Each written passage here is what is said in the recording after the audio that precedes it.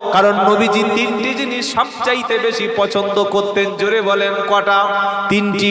এক নম্বর হলো বিশ্বনবী সবচাইতে বেশি পছন্দ করতেন নামাজ। দুই নম্বর হলো আতর, পারফিউম, খুশবু পছন্দ করতেন। আর তিন নম্বর হলো পর্দাশীলা ধার্মিকা রমণী। সুবহানাল্লাহ বলেন। এই তিনটি জিনিস মুহাম্মদ সাল্লাল্লাহু আলাইহি ওয়াসাল্লাম সবচাইতে বেশি ভালোবাসতেন। নাম্বার এক, নামাজ। নামাজকে ভালোবাসেন আপনি? সত্যি করে বলেন। নামাজকে ভালোবাসলে আর জানাজার নামাজ আর দুই ঈদের নামাজ পড়ে? ঈদের নামাজ পড়া কি বাবা? ঈদের নামাজ পড়া কি ওয়াজিব। ঈদের নামাজ না পড়লে বিশাল বড় পাপ হয়। আর এমনি 5 ওয়াক্ত ফরজ নামাজ না পড়লে খুব একটা পাপ নাই, তাই তো? পাপ হবে। ফজরের 2 রাকাত, জোহরের 4 রাকাত, আসরের 4 রাকাত, মাগরিবের 3 রাকাত, এশার 4 রাকাত, এই 17 রাকাত নামাজ না পড়লে গুনাহ হবে?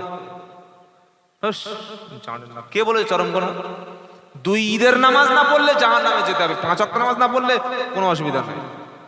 2 ঈদের নামাজ পড়াটা যদি সবচাইতে বেশি পাপ আমাদের সমাজ মানুষ না ভুল বুঝতো, তাহলে ঈদের নামাজে সকাল থেকে লাইন দিল আর 5 ওয়াক্ত নামাজের সময় খুঁজে পাওয়া যাচ্ছে না। মসজিদে আজান হচ্ছে, হাইয়া আলাস সালাহ, হাইয়া আলাস সালাহ।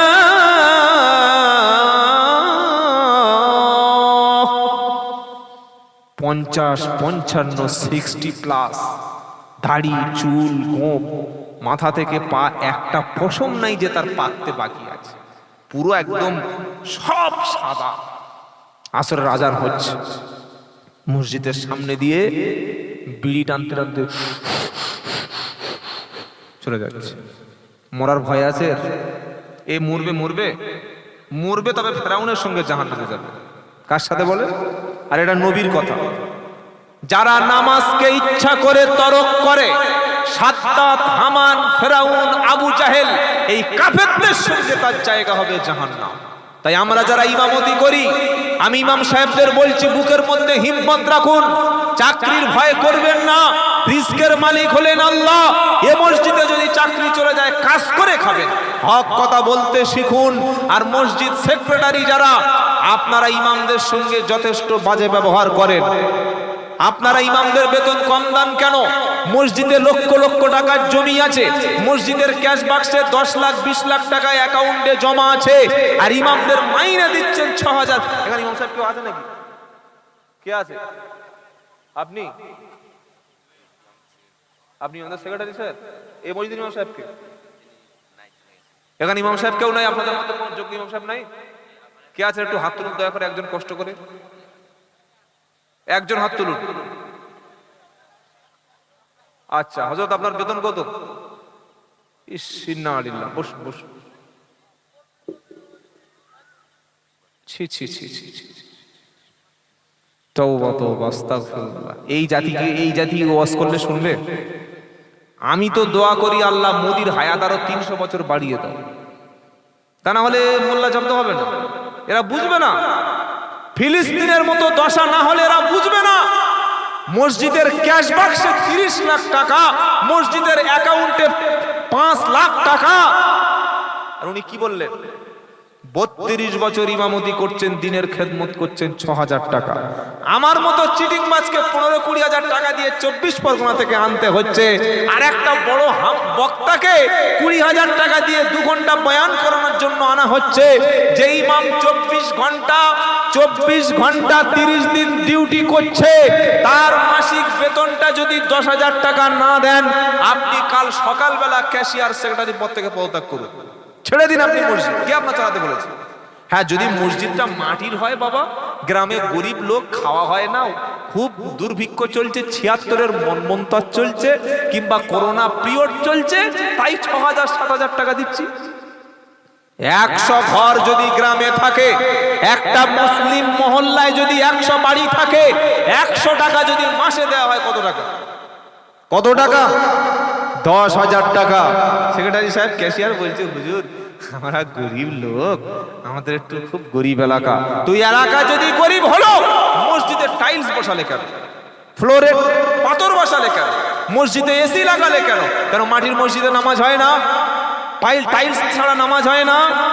অনুরোধ করে বলে যাচ্ছি, সামনে রমজান মাস আসছে, যত মসজিদের সেক্রেটারি, ক্যাশিয়ার, সভাপতি আছেন, বিবেকটা খুলুন, ইনসাফ করুন। বক্তব্য শুনে আপনি কি করবেন? কোন হাদিস শুনে আপনার কি দাম আছে? কোন হাদিস শুনে আপনি তো আমলই করবেন না। আপনি তো সত্যটাকে বুঝতে চাচ্ছেন না। মসজিদে টাকা রয়েছে, টাকা দেন। এই বেইনসাফি কাজগুলো করবেন না। আপনার ছেলে যদি ইমাম হয় আর আপনি যদি মসজিদের সেক্রেটারি না হয়ে আপনি যদি ইমাম সাহেবের বাপ হতেন, আপনি আপনার ছেলেকে ক টাকা? 6,000 টাকা নিতেন? 7,000 টাকা দিলে আপনি নিতেন? 8,000 টাকা আপনার ছেলেকে চাকরি করতে দিতেন? হ্যাঁ না বলেন? দিতেন না। সেক্রেটারি সাহেবের ছেলে লিখিত পরীক্ষায় পাশ করেছে, এবার ইন্টারভিউ বাকি আছে।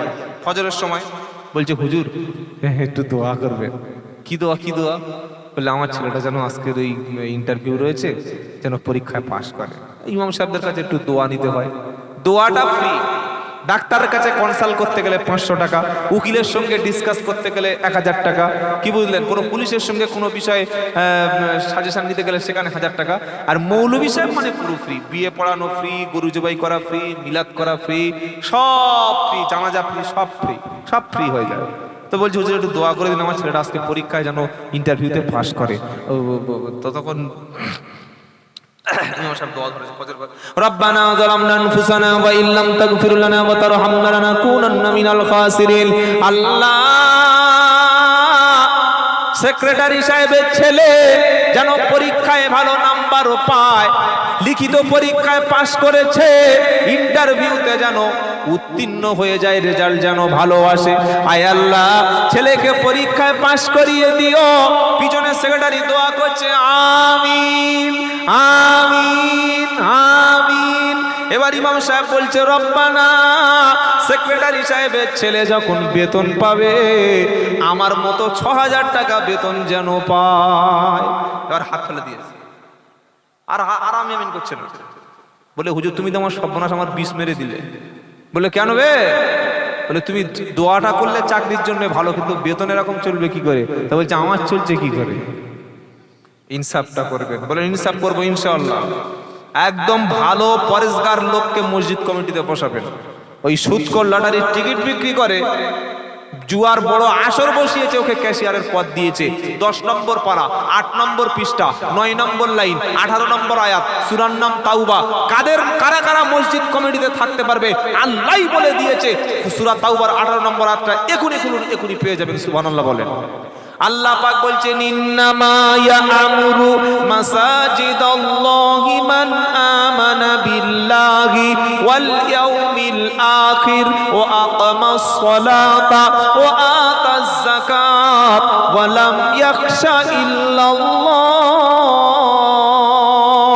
নিশ্চয়ই আমার ঘরসমূহ, আমার ঘরগুলিতে আবাদ করবে তারা, আমার ঘরের দায়িত্ব গ্রহণ করবে তারা। মসজিদের কমিটিতে সদস্য, সেক্রেটারি, মুতাআল্লি হবে তারা, যার মধ্যে কোয়ালিটি থাকবে 4টা। 1 নম্বর হলো পাকা ঈমানওয়ালা, ঈমানদার ছাড়া বেঈমান, সুদখোর, ঘুষখোর, সারা জীবন বেনামাজি ছিল, বুড়ো বয়সে টাকার জোরে হজ করে এসে মসজিদ কমিটির সেক্রেটারি, অথচ কোরআন জানে না, এমন ব্যক্তিকে কখনো মসজিদের পদ দিও না। ঈমানদার ছাড়া বেঈমান কখনো চান্স পাবে না। 2 নম্বর হলো কোরআন শোনাচ্ছে, সূরা তাওবার 18 নম্বর আয়াত, নাম্বার ধরে বলে দিচ্ছি, আমাকে সকালবেলা গালি দেওয়ার আগে কোরআনটা পড়ে নেবেন। দ্বিতীয়, আল্লাহ বলছে, ও আকামাস সালাত, মসজিদের দায়িত্বশীল ব্যক্তি যারা হবে তারা নামাজি ব্যক্তি হবে, বেনামাজি কখনো মসজিদের দায়িত্ব পাবে না। আর বাংলার জমিনে যত মসজিদ আছে 95% মসজিদের কমিটি নামাজ পড়ে না। নামাজ পড়ে না, ওই খালি 2 ঈদের নামাজ আর 11:30 নামাজটা পড়ে। কি বুঝলেন? তা আবার ফুটানি কি? ও হুজুর টাইমের গান নাই। হুজুর বলছে, হুজুর কটা বাজে, শুরু করে দাও। ইমাম সাহেবের টাইমের গান শেখাচ্ছে। তোমার মতো ছাগলার পৃথিবীতে একটা আছে। এই বাবাজিরা, আল্লাহ ভাইরা, নামাজি ব্যক্তি হবে মসজিদ কমিটি। আপনার মসজিদের মধ্যে গরিব মানুষ হোক, অনেস্ট সৎ ব্যক্তি, গরিব মানুষ হালাল উপার্জন করে, সৎ এবং সততা যার মধ্যে আছে, 5 ওয়াক্ত নামাজ মসজিদে পড়ে, নামাজি ব্যক্তি হবে মসজিদ কমিটি। ইমাম যদি 1 দিন 2 দিন অনুপস্থিত থাকে, ইমাম যদি একদিন কিংবা দুদিন ছুটিতে থাকে, কমিটির মধ্যে এমন ব্যক্তি থাকবে, ক্যাশিয়ার সেক্রেটারি সদস্য এমন ব্যক্তি থাকবে, ইমামের অনুপস্থিতিতে নামাজের ইমামতি করে নেবে যারা, মসজিদ কমিটিতে জায়গা পাবে তারা। জোরে বলুন সুবহানাল্লাহ। 3 নম্বর হলো ওয়াতাজ যাকাত, যাকাত প্রদানকারী হবে। লক্ষ লক্ষ টাকার মালিক যাকাত দেয় না, ও মসজিদের ক্যাশিয়ারের দায়িত্ব নিয়ে বসে আছে, 22 বছরের ক্যাশিয়ার হিসাব দেয় না। গ্রামের লোক ধরেছে, ভাই এত টাকা মসজিদের ইনকাম হিসাব কই, বললে আগের কমিটির হিসাব কই। কত বড় খবিস দেখতে পেয়েছেন, খবিস কত বড় পাকা মাল, বলছে আগের কমিটির হিসাব দাও। একটা টাকা যদি মসজিদের আপনার পকেটে ঢোকে, আপনি বুঝতে পারেন যে বিনা হিসাবে আপনি জাহান্নামে, হিসাব হবে না, বিনা হিসাবে জাহান্নামে। এই কথাটা বোঝার চেষ্টা করবেন। 10,000 টাকা ইমামকে বেতন দেবেন, এটা সময়ের দাবি। সকলে ইনশাআল্লাহ বলুন। এখানে যেমন ইনশাআল্লাহ বলছেন, মসজিদ কমিটির মিটিংয়ে ইনশাআল্লাহ বলবেন। আরে মসজিদ কমিটির মিটিংয়ে ইমামকেই রাখা হয়, কমিটির পাপি ফাঁসে লোকগুলো মিটিং বলে সাহেব বলছে আমি একটু বসি, না না না আপনি কামড়ে যান, কামড়ে। আমাদের মিটিং এ ইন্টারনাল মিটিং, আমার একটু ইংলিশ রয়েছে, এটা ইন্টারনাল মিটিং, এটা আমাদের ভিতর, আপনি কিছু বুঝবেন না, এখানে আপনি ইন্টারফেয়ার করবেন না। মনে করছে আলেমরা ইংরেজি বোঝে না, তুমি দুটো ইংলিশ খুব শিখে গেছো, ইন্টারনাল মিটিং ইমামকে বসতে দিচ্ছ না, কি বুঝলেন? যাকাত প্রদানকারী হবে মসজিদ কমিটি। কিরকম কমিটি হবে? আমি আব্দুল্লাহ জুবায়ের বলছি, কথাটা শুনুন। প্রত্যেক মুসলিম মহল্লার মসজিদ কমিটিতে একটা ফান্ড তৈরি করবেন। যারা শিক্ষিত সচেতন ছেলে, যুবক ছেলে, তোমাদের বলছি ভাই, মসজিদ কমিটিতে একটা ফান্ড করো। 1 লাখ কিংবা 2 লাখ কিংবা 3 লাখ টাকা ফান্ডে রাখো। পাড়ার মধ্যে কেউ হঠাৎ যদি, আল্লাহ না করুক, আনফরচুনালি কেউ যদি হ্যান্ডিক্যাপ হয়ে যায়, কেউ যদি বিধবা হয়ে যায়, কোনো বাচ্চা যদি ইয়েতিম হয়ে যায়, কোনো ব্যক্তি যদি সমস্যায় হয়, ঋণী হয়, কেন সুদের টাকা নেবে? কেন আমার বিধবা মা ভিক্ষা করবে? কেন ইয়েতিম ছেলে পাড়ায় ভিখারির মতো ভিক্ষা করবে? কেন একটা শিক্ষিত যুবক ছেলে পাড়ায় ভো ভো করে ঘুরবে? ওই যাকাতের টাকা মসজিদ ফান্ডের একটা অ্যাকাউন্ট খুলে ওখানে কিছু টাকা মানুষ রাখবে, মসজিদ কমিটি মানুষকে বিনা ইন্টারেস্টে লোন দেবে। ঘর বাঁধতে পারছে না, গ্রামের মধ্যে একটা মানুষ এত গরিব, তা বৃষ্টি হলে ঝরঝর করে উপর থেকে জল পড়ে, মসজিদ কমিটি প্রয়োজনে 10টা এসবেস্টাস কিনে দেবে। একটা শিক্ষিত ছেলে গ্রাজুয়েশন পাস করে, এমএ, এমকম, এমএসসি, বিএসসি করে, আরো বিএড, ডিএলএড অনেক ডিগ্রি অর্জন করে চাকরি পায় নাই, তার এখন আত্মহত্যা ছাড়া উপায় নাই। মসজিদ কমিটি তাকে পাড়ায় একটা কম্পিউটারের দোকান করে দাও, তাকে একটা জেরক্স মেশিন কিনে দিয়ে তার একটা কর্মসংস্থানের ব্যবস্থা করে দাও। একটা বিধবা মা, 2 ছেলের মা, স্বামী মারা গেছে, কেন সে পাড়ায় লা ইলাহা ইল্লাল্লাহ ভিক্ষা করবে রমজান মাসে? মসজিদ কমিটি ওই বিধবা মহিলার দায়িত্ব নিয়ে বিধবা মহিলার একটা সেলাইয়ের মেশিন কিংবা ছোট্ট একটা হালাল জীবিকা, হালাল রুজির একটা ব্যবস্থা করে দাও, যেন ওই বিধবা মা বাড়িতে বসে বসে ছেলে মেয়েদের মুখের রুজিটা করে দিতে পারে। একটা মানুষ অসুস্থ হয়ে গেছে, কেন তাকে ভিক্ষা করতে হবে? মসজিদ কমিটি যদি 30,000 20,000 টাকা ফান্ডের টাকা দিয়ে ওই একটা অসুস্থ ব্যক্তিকে চিকিৎসা করে, এরকম জনকল্যাণকামী কাজ, মসজিদ থেকে মানুষের পাশে দাঁড়ানোর কাজ যদি মসজিদ কমিটি আগিয়ে এসে করে, তাহলে মুসাল্লিরা, সমাজের অশিক্ষিত সমাজের যারা বেনামাজি, তারা মসজিদে আরো আসবে না? আসবে না। মসজিদ সম্পর্কে তাদের একটা পজিটিভ চিন্তা ভাবনা আসবে, নেগেটিভ ধারণা। এই মসজিদে চলো, এই মসজিদে চলো, ঘরে খাওয়া হয় না ভাই, কিছু সাহায্য কর, বলে না, হবে না। ইমাম সাহেবের মেয়ের বিয়ে, ইমাম সাহেব কমিটির বলছে, ভাই আমি তো আজ 20 বছর আপনাদের সার্ভিস দিয়ে যাচ্ছি, আল্লাহর খেদমত করে যাচ্ছি, আমার মেয়ের বিয়ে, আর আমার তো এই বেতনের সংসার চলে না, একটু। তখন বলছে, হুজুর ইন্নাল্লাহ মা'আস সাবিরিন। কি বলছে? ইন্নাল্লাহ মা'আস সবরকারীর সঙ্গে আল্লাহ আছে। কানে চড় বেরো তো কান ফাটিয়ে দেবো, হারাম কথা। তার বাড়িতে বিয়ে, তার মাথায় চিন্তায় চুল পেকে যাচ্ছে, বলছে ইন্নাল্লাহ মা'আস সাবিরিন। এটা করবেন না। মসজিদ কমিটিতে একটা ফান্ড খুলুন, সেখানে জাকাতের টাকা, দানের টাকা, সদকার টাকা আলাদা একটা অ্যাকাউন্টে থাকবে। পাড়ার কোনো একটা সমস্যা হলে মানুষ বিনা ইন্টারেস্টে সেখান থেকে লোন নেবে, অল্প অল্প করে পারলে শোধ করে দেবে, না পারলে সেটা গরিব মানুষ ব্যবহার করবে। এটা যদি মসজিদ কমিটি করে সমাজের কাজ হবে কি হবে না? হবে কি হবে না? একটা শিক্ষিত ছেলে তার স্বপ্ন ডাক্তার, একটা মেয়ে মাধ্যমিক দিয়েছে তার স্বপ্ন হচ্ছে আমি একটা বড় এমবিবিএস ডাক্তার হব, একটা গাইনিকোলজিস্ট ডাক্তার হব। তার বাপ রিক্সা চালায়, ভ্যান চালায়, ভিক্ষা করে। কিন্তু আমরা মুসলমান কি করছি ভাই? রাগ করবেন না, কুরবানির সময় কুরবানির প্রতিযোগিতা হচ্ছে, 70,000 80,000 টাকার গরু প্রতিযোগিতা চলছে, মসজিদ নির্মাণের প্রতিযোগিতা চলছে, দামি দামি পাথর দিয়ে, দামি দামি ডেকোরেটাস, দামি দামি সাউন্ড সিস্টেম দিয়ে মিনার করেছে। মালদার কালিয়াচক গিয়ে দেখি একটা মিনার করেছে 18 লাখ টাকা। আমি বললাম ভাই, এই 18 লাখ টাকায় তো 5টা এমবিবিএস ডাক্তার করা যেত, 18 লাখ টাকায় 100 হাফেজ তৈরি করা যেত, 18 লাখ টাকায় 20 পিস মাওলানা তৈরি করা যেত, 18 লাখ টাকা দিয়ে অন্তত 15টা মুসলমান বাড়ি কিংবা গরিব মানুষের বাড়িতে এসবেস্টাস দিয়ে তো ঘর বেঁধে দেওয়া যেত। 15টা শিক্ষিত ছেলের 15টা কাজের কর্মসংস্থানের ব্যবস্থা করে দিতে। কে তোমাকে ফতোয়া দিয়েছে এত বড় 18 লাখ টাকা দিয়ে মিনার করতে বলতে? কি বলছি কথা বুঝতে পারছেন না? আমরা যদি আমাদের নিজেদের ব্যাপারে আমরা সচেতন না হই, মসজিদ থেকে যদি সমাজের কাজে কোনো বলে, হুজুর আপনি এত বড় কথা বলছেন, মুহাম্মদ সাল্লাল্লাহু কি করেছেন বলুন তো? আল্লাহর নবী সাল্লাল্লাহু আলাইহি ওয়াসাল্লাম শুধুমাত্র ইমামতি করে আর তাসবিহ নিয়ে ইল্লাল্লাহ ইল্লাল্লাহ জিকির করলে জীবনেও ইসলাম আপনার বর্তমানে পৌঁছাতো না, ইসলাম এখানে আসতো না। নবীজি যখন মদিনায় গেলেন একটা ব্যাংক উদ্বোধন করলেন, ব্যাংকটার নাম দিলেন বাইতুল মাল। দিয়ে নবীজি বললেন, শোনো, এই ব্যাংকের যে সম্পত্তি আমানত আছে, আমি নবী মুহাম্মদ মুস্তাফা সাল্লাল্লাহু আলাইহি সাল্লাম দায়িত্ব নিলাম। আমার মদিনার সাম্রাজ্যের মধ্যে যত ইতিম বাচ্চা আছে, যত বিধবা মা আছে, যত দুস্থ আছে, গরিব আছে, সবার দায়িত্বটা আমি নবী নিজে কাঁধের উপরে তুলে নিলাম।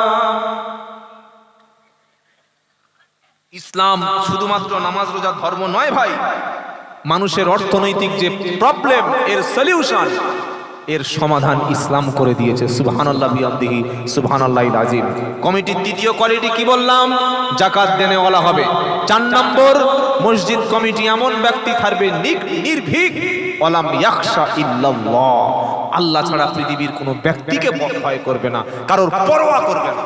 এর নাম হচ্ছে মসজিদ কমিটির দায়িত্বশীল ব্যক্তি। তাদের মধ্যে দায়িত্ব থাকবে, 1 ঈমানওয়ালা, 2 নামাজি, 3 নম্বর যাকাত দেনেওয়ালা, 4 নম্বর নির্ভীক ব্যক্তি।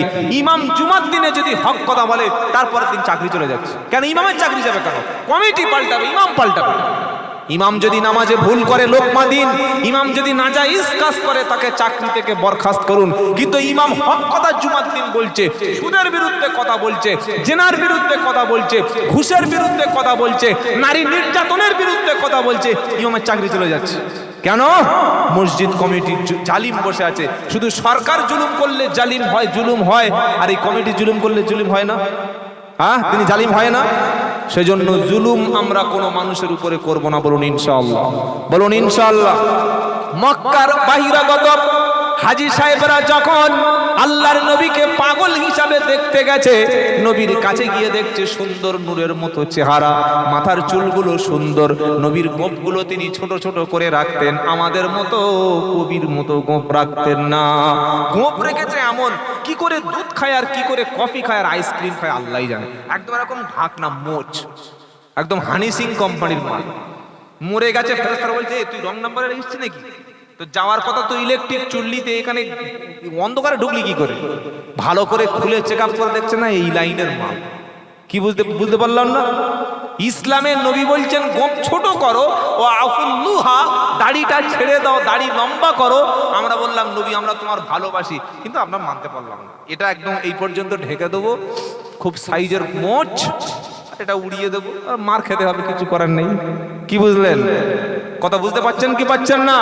আল্লাহ নবীর মাথার চুলটা তিনি কানের লতি পর্যন্ত অধিকাংশ সময় বড় বড় চুল রাখতেন। সুবহানাল্লাহ বলেন। নবী পাক সাল্লাল্লাহু আলাইহি ওয়াসাল্লাম অত্যন্ত ক্লিন অ্যান্ড নিট, পরিষ্কার পরিচ্ছন্নতা থাকতে ভালোবাসেন। আমাদের কিছু কিছু নামাজি আছে, মুখের মধ্যে শুধু বিড়ি আর বিড়ির গন্ধ, খৈনি, জর্দা, গুটকা, তেরেঙ্গা, শান্তি, সারা ছাগলের মতো আপ দাপ দাপ দাপ দাপ দাপ দাপ কি রে, এটা নামাজি লোকের মুখের কাছে গেলে এরকম, নামাজ পড়তে ঢুকছে বিড়ি খেতে খেতে ঢুকছে, ওযু করে আল্লাহু আকবার, ফেরেশতার মসজিদে ঢুকবে? কি বলছে? এমন পুরাতন পচা পাঞ্জাবি পরে মসজিদে গিয়েছে, সে যা গন্ধ, পাঁটার গায়ে ওরকম গন্ধ, জীবনে হয় না। আর আল্লাহ বলছেন ইয়া বানি আদম খুযু যিনাতাকুম ইনদা কুল্লি মসজিদ। 8 নম্বর পারা 13 নম্বর পৃষ্ঠা 1 নম্বর লাইন 31 নম্বর আয়াত সূরার নাম আরাফ। হে আদমের সন্তানেরা, তুমি নামাজের নিকটবর্তী যখন হবে, উত্তম পোশাকটা তুমি গ্রহণ করো, নতুন না হোক পুরাতন হোক, কিন্তু পরিষ্কার পরিচ্ছন্ন হবে না। টুপিতে যা ময়লা, আর প্লাস্টিকের টুপি পরে নামাজ পড়ছে মসজিদে। এই রমজান মাস আসছে, নামাজের সিজন আসছে মসজিদে, কি বুঝলেন? আল্লাহ হেদায়েত করে বলুন আমি। কোথায় কাঠের টুপি, প্লাস্টিকের টুপি, সেই তালপাতার টুপি, ভিতরে পোকা ঝাবাস করে মেরে মাথায় পদিয়ে দিয়েছে, ওই দিয়ে নামাজ পড়তে দাঁড়িয়েছি। যখন নামাজ পড়তে যাব, সবচাইতে উত্তম পোশাকটা পরে মসজিদে যাব। বলুন ইনশাআল্লাহ, বলুন ইনশাআল্লাহ। নবী 3টে জিনিস পছন্দ করতেন। 1 নম্বর কি বললাম? নামাজ। 2 নম্বর হলো খুশবু, পারফিউম, যেটা খুশবু, আতর, সেন্ট, এটা নবী খুব পছন্দ করতেন। আর 3 নম্বর হলো লজ্জাশীলা, ধার্মিকা, পবিত্রা, পরহেজগার, কনেতা, সলেহা, নেককার স্ত্রী। সুবহানাল্লাহ বলেন। এই 3টির মধ্যে যার বাড়িতে নেককার স্ত্রী আছে, নবী বলেন আদ দুনিয়া কুল্লুহা মাতা ওয়া খায়রুল মাতাইদ দুনিয়া আল মারআতু সালিহা। গোটা পৃথিবী হলো সম্পদ, তার মধ্যে সবচাইতে উত্তম সম্পদ হলো লজ্জাশীলা, ধার্মিকা, পবিত্র রমণী। সুবহানাল্লাহ বলেন। নবীর বাড়িতে ফ্রিজ ছিল না, এসি ছিল না, ডাইনিং টেবিল, ড্রেসিং টেবিল ছিল না, নবীর ঘরে দামি কোনো ফার্নিচার ছিল না, স্বর্ণের কোনো অলংকার ছিল না। খেজুর পাতার চাটাইয়ে বিশ্বনবী মুহাম্মদ মুস্তাফা সাল্লাল্লাহু আলাইহি সাল্লাম শুয়ে পড়তেন। বাড়িতে গম আর জবের খাবার ছিল, কিন্তু নবীর স্বামীর স্ত্রীর মধ্যে ছিল অসম্ভব মোহাব্বত। সুবহানাল্লাহ বলেন। নবী স্বামী স্ত্রীর মধ্যে কি ছিল? মোহাব্বত ছিল। এখন আমাদের স্বামী স্ত্রীর মোহাব্বত করার জন্য তাবিজ আনতেন। ও হুজুর, মেয়েটা তো আর সংসার করতে চায় না, তাবিজ একটা দেবে। আমি বললাম চাচি, তাবিজে যদি কারো সংসার জুড়ে দেওয়া যেত, মৌলবীরা আগে টপ ট্যাঙ্কের মেয়েগুলো আগে তাবিজ দিয়ে টেনে পার করে নিত। এগুলো সম্পূর্ণ মিথ্যা কথা। তুমি নামাজ পড়ো, চরিত্র ঠিক করো, রাসূলের আখলাক তোমার মধ্যে আনো, তোমার স্ত্রীর মধ্যে, স্বামীর মধ্যে ভালোবাসা তৈরি হয়ে যাবে। সুবহানাল্লাহ বলবেন না? বাড়িতে যখন নবীজি যেতেন, সালাম দিয়ে প্রবেশ করতেন। কয়েকটা ভালোবাসার মোহাব্বতের কিছু হাদিস শুনে নেন। যখন আজ থেকে বাড়ি ফিরবেন, ইয়া আইয়ুহাল্লাযীনা আমানু লা তাদখুলু বুয়ুতান গায়রা বুয়ুতিকুম হাত্তা তাস্তানিসু ওয়া তুসাল্লিমু আলা আহলিহা। এটা 18 পারা 12 পৃষ্ঠায় 1 নম্বর লাইনে 27 নম্বর আয়াত সূরা নূর। আল্লাহ বলছেন, ঈমানদার, যখন তুমি তোমার বাড়ি কিংবা অন্য কোনো ঘরে প্রবেশ করবে, আগে দরজার সামনে দাঁড়িয়ে সালাম জানাবে। সালাম দেওয়ার পরে অনুমতি নেবে, প্রার্থনা করবে।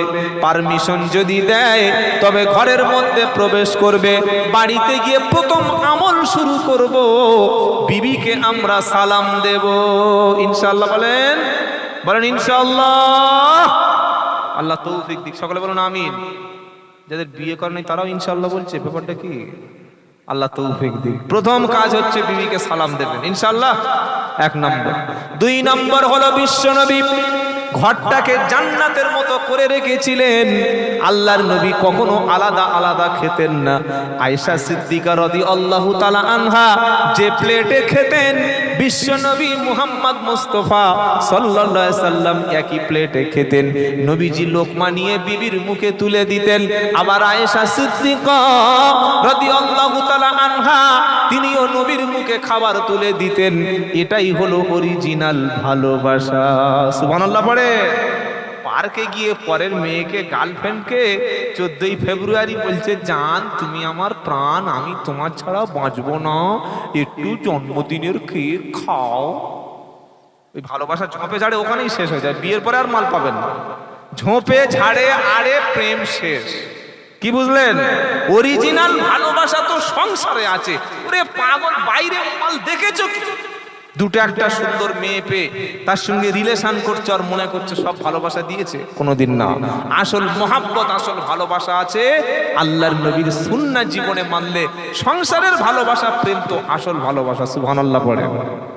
নবীজি রাসূল পাক সাল্লাল্লাহু আলাইহি সাল্লাম মাঝে মাঝে আম্মা জান আয়েশা সিদ্দিকা রাদিয়াল্লাহু তাআলা আনহা তাকে ঘুরতে নিয়ে যেতেন, কারণ স্ত্রীকে ঘুরতে নিয়ে যাওয়া সুন্নাত। সুবহানাল্লাহ বলেন। আমরা খালি মনে করি খাওয়ার শেষে মিষ্টি খাওয়া আর ওই রমজান মাসে নিম গাছ গোড়া থেকে উপড়ে নিয়ে একদম দাঁত ঘষছে, ইফতার খাবে বলে, এটাই সুন্নাত, আর অন্য কিছু সুন্নাত নয়। কি বলছেন আপনারা? স্ত্রীকে মুখে খাবার তুলে দেওয়া যেমন সুন্নাত, নবীজি স্ত্রীকে মাঝে মাঝে ঘুরতে নিয়ে যেতেন, এটাও সুন্নাত। স্ত্রী ভুল করেছে, আপনি কি করবেন? ছেলের সামনে, মেয়ের সামনে, মায়ের সামনে, বোনের সামনে, পাড়া প্রতিবেশীর সামনে পিঠের চামড়া তুলে দিলেন, মনে করলেন নিজেকে হনু। কি মনে করলেন? हम किसी से कम नहीं, আমি বড় ছেলে, আমাকে ছেড়ে দাও, আমাকে ছেড়ে দাও। ধরে যে কেন ছাড়বে? বউকে মাছ চালাচ্ছে, আমাকে ছেড়ে দাও। তুমি শালা কাপুরুষ। বউকে কেউ মারে? মারার জিনিস ওটা। যত বেশি ভালোবাসবেন দেখবেন তত বেশি আপনার কথা শুনছে। সুবহানাল্লাহ বলেন।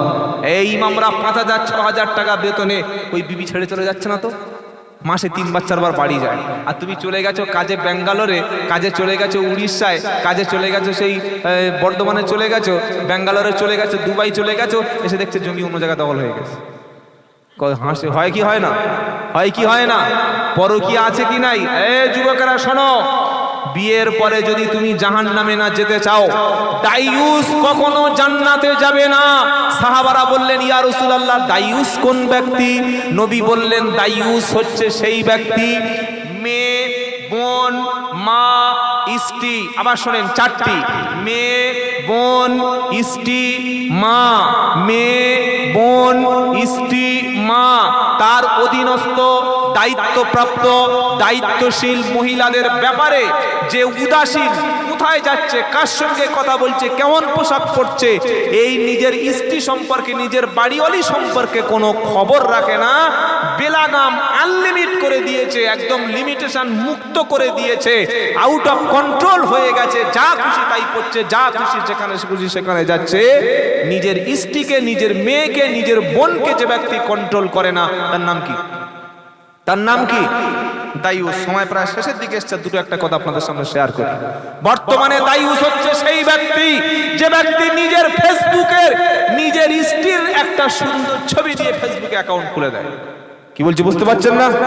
নিজের স্ত্রীকে ফেসবুকে অ্যাকাউন্ট খুলে দিয়েছেন, স্বামী স্ত্রী কাপল ব্লগ করছেন এবং স্বামী স্ত্রী দুজনে মিলে নোংরা নোংরা ভিডিও করে ভিডিও রিলস বানাচ্ছেন।